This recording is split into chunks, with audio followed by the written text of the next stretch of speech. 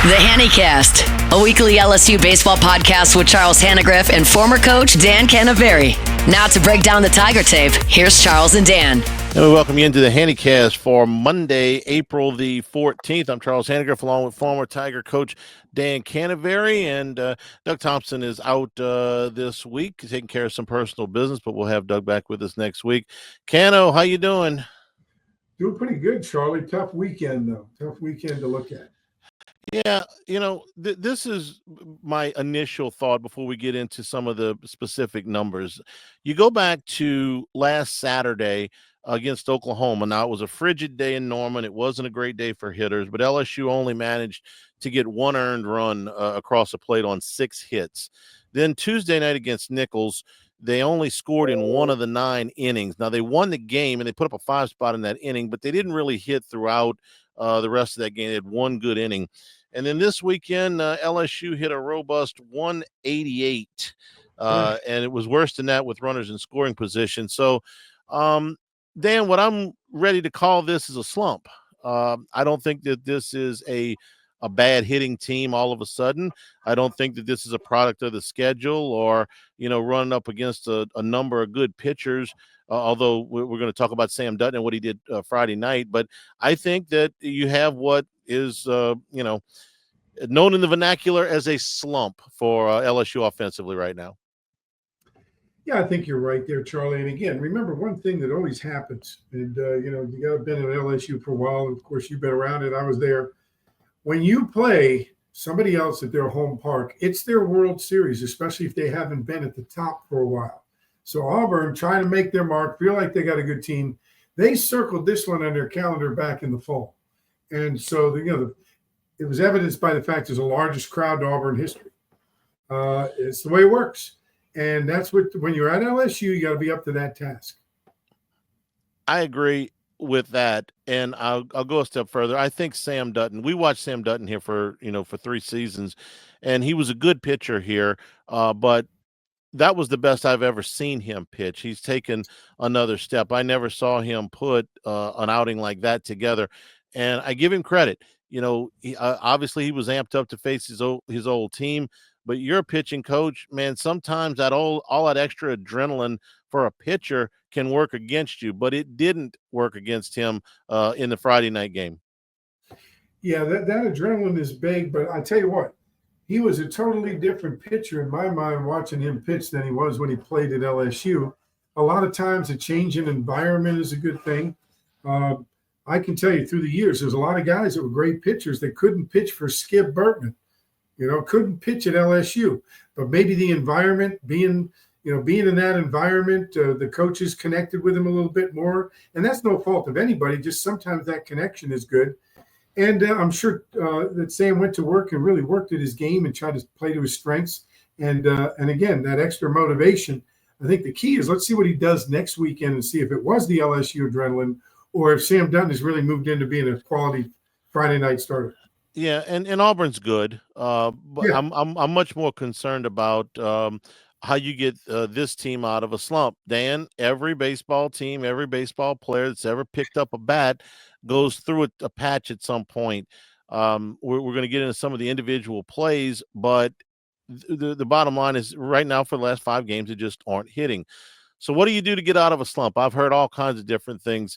For some guys, put in extra work in the cage, maybe look at a little film or whatever. For some guys, listen, I need to take 2 days off or take an extra day somewhere and just get away from it or change up your routine just a little bit. Man, look, if there was a surefire way to get out of a slump, somebody would have made $1 gazillion writing a book about it. So there's no sure way. What did you do? What did Skip do whenever the team was struggling? You knew they were better. They were just going through a slump. Yeah, that's a individual type thing. I think the biggest thing you can look at is, hey, guys, get out of your own head. Go back to the fundamentals. Think about the things that you did that got you here and work on your weaknesses and and be confident in your strengths. But, you got to get out of your own head. This game can wear you down. When you go into minor leagues, the difference between guys in the minor leagues and guys that make it in the major leagues are the guys that can handle the mental side of the game. I think we had an advantage because Skip was one of the great mental coaches in the history of any sport. I mean, he could get inside a kid's head. He knew how they ticked. He could get them to think positive thoughts, and that's basically, I think, where you've got to go. Whenever I hear about a slump or people talk about getting out of a slump, the only thing I can think about is the movie Tin Cup when Kevin Costner played McElroy, and he was getting the yips, and he got all those devices on his head and all these goggles and everything else. The worst thing you can do is try to get some gadget or some kind of miracle cure that somebody gives you to get out of the slump. The bottom line is you got to look at video when you were swinging well, video when you're not swinging well, try to pick out a few things and then just work on it. And then once you get the next couple of hits, it all goes away and you get back on track. The bottom line is, Charlie, hitters hit. And this team's going to hit. It just hit a little valley right here that they'll get through. From a backyard shed to the top of the game, Marucci, more than just a baseball bat company, a legacy built on passion and precision with 2 decades crafting the finest wood, metal, and leather in the sport. They're here to help you run the game. Visit MarucciSports.com to gear up with the best. And check out the Hitter's House, 5801 Segan Lane in Baton Rouge and 1801 Airline Drive in Metairie. Members access 24/7 to the members-only cages, bullpen cage reservation opportunities, and a 15% discount out of the retail store. Check it out at Marucci.com. I'm going to ask this question. I think I know what you're going to tell me, but this was the back end of back-to-back road games, and they had a road game in the midweek that they had to reschedule. So this is 7 straight road games. I know it's 90 feet between the bases. It's 60 feet 6 inches from the mound of the plate. But even even young players that have plenty of energy and stuff like that can wear you down a little bit at this point. Now they're coming home for 9 in a row, but Dan, back to back on the road in the league, not the easiest thing to do. It's pretty tough, Charlie. And again, this team is, everybody says, they got a great team. I mean, they haven't been through the wars yet. There's a lot of new guys here. And it's nothing like a long road trip to wear you down. You got to get used to doing it. Remember, most of their games they played up until now have been at home. And, we're 22-1 at home. So the comforts of the home is big. But I think, this was a learning experience for them. It gets to be it drags on a little bit. You've got to get used to it. I think this is a good experience for them. Unfortunately, we had to lose some ball games, but I think we're going to be in good shape from that point on. Now, I can hear a fan out there saying, well, they went to Oklahoma and won 3. They went to Texas and won the Friday night game, and they were well on their way to winning the Saturday game, and that didn't work. So why was this different? It's just the back-to-back, coming back, turn around, back-to-back. It's difficult. People understand the travel and everything is very difficult. And of course the mindset, and I'm sure that the setting was of course Texas had some fans and everything else, but just the energy in the stands, it's springtime. I think Auburn played as good a baseball as they can play. It's just a myriad of things all coming together. I don't think it's a cause for alarm. It's just the bottom line is it's going to happen in the SEC. It happened to other teams. You're going to get swept every once in a while on the road, especially, and you just got to deal with it and move past it and understand you're in the toughest league going. You're basically playing AA to AAA baseball every weekend. Yeah, and I thought, since you brought up energy, I thought they had it at Texas. I thought they had it at Oklahoma. I didn't think they had it this weekend. I thought that there was the number of fly ball outs, easy fly ball outs. I thought there was some lack of focus in the at-bats. I thought the body language wasn't great.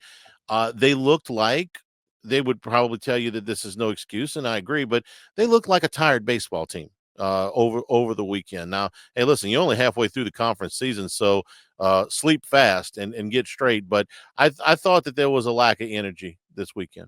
I'm mentally tired, and again, remember they're 18 to 23 years old, most of them, right? Yeah. There comes a point in time you're rolling along, you're playing well, your pitching's doing great. The hitters, we didn't hit for a couple of times. I'm going to go out and get 2 hits tonight. Is what they're thinking when they go to the plate. They get to the ballpark. Instead of, I'm just going to have a good at-bat, take what it gives me. I want to do what we can to help the team. Sometimes these guys get into, in their own minds, some individual goals within the team setting. I'm not saying that happened, but it can happen. They'll never admit it, but it's in the back of their mind. I think sometimes they get preoccupied with the result rather than just focusing on doing what needs to be done in that particular at-bat. If you're looking for anything LSU, go to Bayou Apparel's everythinglsu.com. Everythinglsu.com website made by locals and ships from Baton Rouge. Bayou Apparel with lots of things that they can do. They can help you out. They can design logos for you, eye-catching designs that put out your company's message. They do logos, event t-shirts, promotional items for your business, and everything LSU. So everythinglsu.com, or you can call 928-9090, 928-9090 here in Baton Rouge, Bayou Apparel. Let's go to Friday night's game and talk about Cade Anderson for a little bit. The concern was that there may be some after effects of the 135 pitches that he threw against Oklahoma. Dan, the stat line looks bad. 4 1/3 innings, 5 earned runs, 6 strikeouts and 1 walk. But he got knocked out of there after 85 pitches in the 5th inning. What did you see from Cade Anderson Friday night? I saw a kid that just didn't have his best game against a team that was ready and hot and playing well. I don't think the 135 pitches is a big deal, meaning like Doug said last week, back in his day, we didn't have really a pitch count. Cade throws a lot of fastballs. He's got a good array of breaking balls. I think the bottom line is the kid had a week and a day to rest. Okay. Yeah. Let's face it, Charlie, in 3 months, he's going to be pitching every 5th day, when he's in the minor leagues. And so I think that's a little overrated. I think the biggest thing is he's allowed to be human. We get used to Paul Skeens, but he's allowed to be human. And every once in a while, you don't have your best game. And if the other team is on fire, they're playing well, the hits are dropping. Plus, there's another thing. They got this thing called scouting reports. And nowadays, it's even easier than when we played because they've got all the video you can get on every single pitch you threw in your career. They can put it on a screen against a certain type of hitter, and they can pull it right from their computer and study it and go over with the hitters. So it's much tougher to pitch and be dominant as you move deeper and deeper into the season against quality competition. This is what I saw. I thought in the 2nd inning, there were 2 ground balls that got through the infield. Neither one of them were hit particularly hard. One of them beat the shift, in fact, and that puts 2 on. And I thought that Anderson threw a good pitch to Frelick, and I thought Frelick went down and got a low ball. It was down in the zone, and he got it out in the center field for a double. Okay, I thought it was just a really nice piece of hitting. I didn't think it was a bad pitch. In the 5th inning, there's 1 on and 1 out, and there's a sharply hit ball to Reeves at third. It wasn't the easiest play to make, but it was a play that Reeves should have made. With a runner at first and 1 out, they could have easily turned 2 there. The ball was hit hard enough to do that, but Reeves didn't make the play. Okay, makes an error. That happens. Then the next play, you get a bloop single, and you got the bases loaded. That's when he threw what I thought was the only really bad pitch of the game, where Ike Irish, who's the wrong guy to throw it to because he's Auburn's best hitter, clobbers one, 400 feet for a 3-run triple. That's when I say the line's not as bad as it looked. Okay. He gets a ground ball to third. He gets a weakly hit bloop. He ought to be in the dugout, but he's not. He's out there with the bases loaded, and now he's got that on his mind. And he's got Auburn's best hitter at the plate, and he makes a bad pitch, and Irish didn't miss it. Okay, so if he had walked 3 guys, in the inning, and Irish had hit the ball, out of the park, I think there's worse scenarios. I didn't think it was that he got clobbered all over the park the way the line score looks. I just thought there was some bad luck things, and then he made a mistake.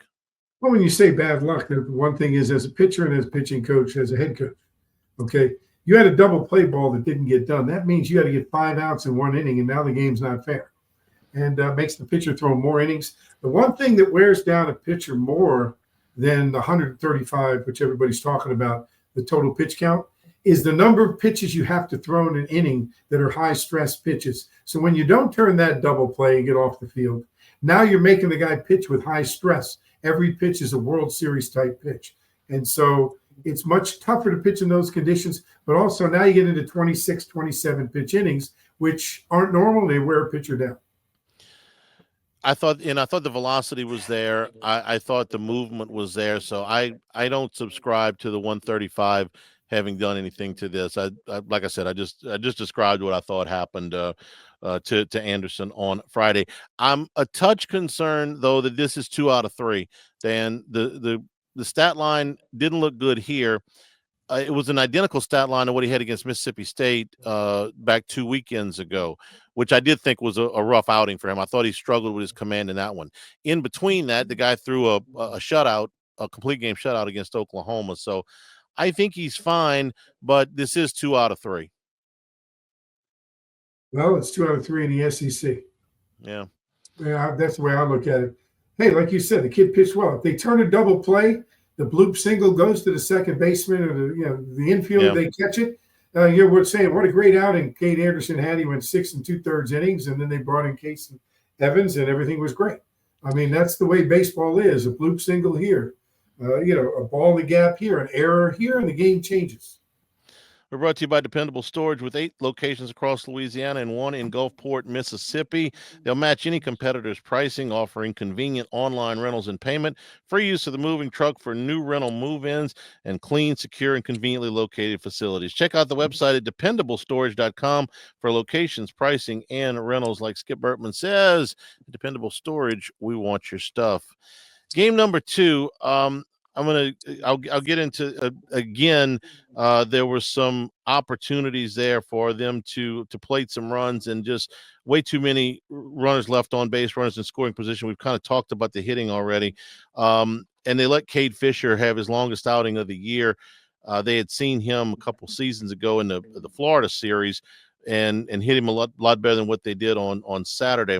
But I thought Anthony Iacin was good for 3 innings, and then again, Dan, this is something that looks, I think, a lot worse than it should have been. If you're reading the box score, you're going to see that he gave up 3 straight doubles.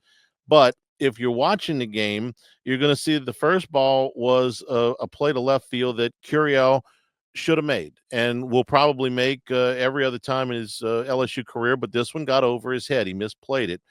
And then the next ball is a shot out into center field that I'm still not sure why Stanfield didn't call for it. It looked like it was much more in his range. Instead, Pearson comes running from over in right field, has a long run, and doesn't quite get to it. And so instead of, again, you could have had 2 outs. And look, LSU's defense has been stellar for most of the season, but those were 2 balls that should have been caught, and instead you got 3 straight doubles, and well, this was a 2-run ball game. Yeah, the box scores can fool you every once in a while, but like you said, Charlie, there's 2 plays that were non-plays. They were plays that could have been made, should have been made, 2 inches, 3 inches either way, and the plays made. Okay, one thing that was a staple of the system when I coached at LSU is there's 4 things can happen when you take the field. You can play well and win. You can play well and lose. You can play poorly and win. You can play poorly and lose. And the bottom line is LSU played poorly and we lost. And Auburn has a right to play good too. We used to yell out of the dugout every once in a while, hey, it's okay. He's got a scholarship too, meaning they got good players. They've got guys that want to play. And if they're playing well and we're not playing well, it makes it very difficult to win. With 25 years of experience, Lake Urgent Care is dedicated to providing quality care close to home. They treat minor illnesses and injuries for ages 3 months and up. 17 convenient locations, Baton Rouge, Hammond, Livingston, and Ascension parishes. Plus, they offer occupational health and weight loss solutions. As a seamless extension of Our Lady of the Lake, patients can access care from anywhere with the MyChart patient portal. Urgent care centers are open 7 days a week. Simply walk in, check in online, or schedule a virtual care visit at lakeurgentcare.com. Move to game 3. LSU loses this one 3-2. They put virtually no offensive pressure, I thought, in this game on Auburn. They only had 4 hits in the game. They were 1 for 8 with runners in scoring position. And really only Jake Brown's single in the 8th was what I would call a clutch hit. They had a couple of instances where they had they had runners at second and third with nobody out, and the top of the order up. Curiel pops out, and then back-to-back strikeouts. That's the exact situation I want, Dan. I want runners at second and third with nobody out, and the top of the order up, and hey, listen, they're not going to score every time, and they didn't score here. So I was disappointed on Sunday. I thought there'd be a little bit of a bounce back from LSU. I thought that they would come out of it a little bit against the bottom of Auburn's staff, and they did not. I thought that I thought the energy wasn't there. I thought the focus wasn't there, and then a little bit of just some bad at bats again on Sunday.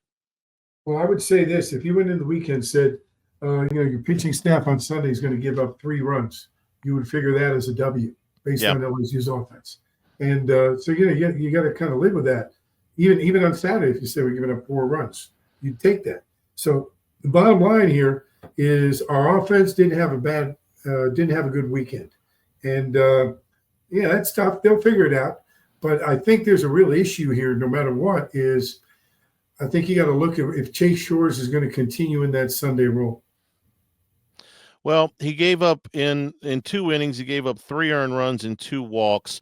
When you add the walks and the hit batters in SEC play, he's given up about a base runner an inning that way.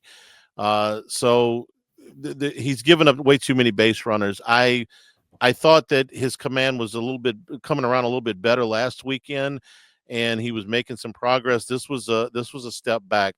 All right, Dan, so let's talk about that for a second. I wanted to get into the weekend notes. I'm going to get into LSU's bullpen in a second. Besides Cowan and Evans, Cowan and Evans right now are the biggest strength that LSU has. Yes. The absolute better than their starting pitching, better than their offense, better than their defense. Those 2 guys, absolute weapons. They've won. They've got 3 wins and 10 saves. And I don't even think that begins to do it justice what they've done. Their ERAs are both below 0.8. Now, wow. If you want to move one of those 2 guys, okay, it seems like every time they've come in SEC play, the game's been on the line and they've responded. Now, I understand the questions about Shores, okay, but if you take one of those 2 guys and you put them into the rotation, then there's going to be really, really important at bats at the end of games that are not going to be they're not going to be available for. So that's a heck of a decision for a coach to make. I understand your Sunday guys struggling, but those 2 guys have been such a weapon out of the bullpen. Do you really want to move them? I think that's a tough call for Jay Johnson. It's a very tough call, and you may end up going with the Lewis Coleman thing, where you have them both available for relief. The game 1, game 2. Yeah. And if you don't use them a lot, you make a move and you start one of them. You don't have a game 3 starter until you get to game 3. The other thing you can do is go with and kind of look at Chase Shores as an opener, and have him go out there and give you what he's got, like a short man on the front end. If he starts to struggle a little bit, then you make your move early and keep the game tight. So I don't know. That's the thing. Jay Johnson and Nate Yeskie got a great grip on that, I'm sure. And they're talking over several different scenarios. But I think you may see more of that depending on how the first 2 games go. But you're right. If you pull those 2 guys out, that hurts your chances to win. One of the 2 guys out, that hurts your chances to win on game 1 and game 2. I like the idea of Shores as an opener, Dan. The only problem is if you do it on Sunday and you use Cowan on Friday night and Evans on Saturday, and you win both of those games and they're not available on Sunday, who are you opening for? Now, here's what I thought was the most encouraging stat of the weekend. It wasn't Shores and Evans. I'm used to that from them. But LSU's bullpen, besides those 2, only gave up 1 earned run in 6 2/3 innings. That's we've been talking about, hey, who else is going to step up in the bullpen? And multiple guys I thought pitched pretty well, and that didn't include William Schmidt, who pitched in the midweek, and I thought did a better job. So for the moment, I'm going to ask who Evans would be opening for, while acknowledging that I thought the rest of the LSU bullpen took a step forward this weekend. Yeah, I think you saw a little movement there. And again, who's he opening for? He's opening for everybody else that pitched. Meaning, I like Connor Ware. I like Connor Bench. I thought he did a good job. Premu is a specialty guy who comes in for 2 lefties in a row, gets them out.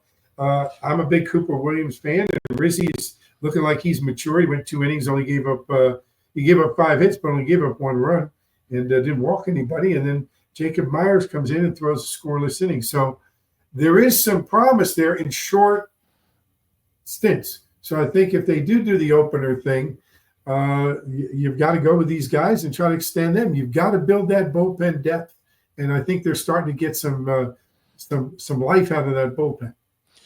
We're brought to you by Dana Brown, the law offices of O.C. Brown, your law firm for a lifetime. Both Dan and I have used Dana's services over the years. So whether you've been in a car accident, if you've got other legal needs, the law offices of O.C. Brown should be your first and only call. Your law firm for a lifetime. Call them at 343-1111. The initial consultation is always free. They're going to get to know you. They're going to get to know what your issues are. They're going to work towards solving them. On the web, it's OC Brown, OSSIEBrown.com. Dana Brown and the law offices of O.C. Brown. Starting to pay more attention to how things are slotted in the league, Dan, at the halfway point, the good teams, the not so good teams. And here's some of the highlights from the weekend. Tennessee took 2 out of 3 at Ole Miss, and I think Ole Miss is a really good team. I think that was a really nice series win, bouncing back after they had lost a home series to Texas A&M. So Tennessee going to Ole Miss and getting 2 out of 3. Arkansas lost 2 out of 3 games to Georgia, but they were both by 1 run. Arkansas got a touchdown in the top of the 9th to blow the game open on Friday night. Georgia looks like a really good hitting team, but a team that does not have a ton of pitching. They got their longest start of the season at 5 2/3 innings this week. So they're going to be one of those masher clubs and going to have to score a lot of runs to win. A&M showing some signs of life. They sweep South Carolina. That's 5 in a row in the SEC for the Aggies after I believe it was a 1-8 start. Bizarre game on Sunday. I felt for former LSU coach Paul Maneri. They went. South Carolina went to the 7th with a 9-run lead, and they went to the 9th with a 5-run lead and lost the game when A&M hit 2 grand slams in the 9th inning. Cano, you've been in the game a while. You ever seen 2 grand slams in the 9th inning? No, I haven't seen that one. That's the first. That's the first for me too. Gosh, I'm sure he hasn't seen that before either. No, I'm sure not. South Carolina struggling right now. And Alabama, who is headed to the box Thursday, Friday, Saturday start times, lost 2 out of 3 at home to Mississippi State. The Tide, after a hot start, have now lost 4 out of 6. So any thoughts on any of that as we make the turn towards the second half of the SEC season? Well, it's a big one, Charlie. It's the SEC, and now it depends on who's hot, who's not, who you're playing, who you have at home. And I think the upper tier is going to really duke it out as we get there. I don't think there's going to be anyone that clearly just pulls away from the pack. The ones that scare me are the ones at the bottom end. They're the spoilers. They're the ones that really determine what happens, for the top of the league and who gets those super regional bids and get the nation's top 8 seeds. It's a crowded field. 4 of the top 5 teams in the country and 6 of the top 8 are from the Southeastern Conference. LSU is in that number, though they dropped in the polls this week. Tuesday night game against McNeese. This starts a 9-game homestand for a team that I think is ready to come home. McNeese on 6:30 on Tuesday night. Alabama, 7 o'clock Thursday, 6 o'clock Friday, 5 o'clock on Saturday are your 3 game times as the Tide heads into Alex Box Stadium. For Dan Canterbury, I'm Charles Hannegriff, and for Monday, April the 14th, it's been the Hannycast.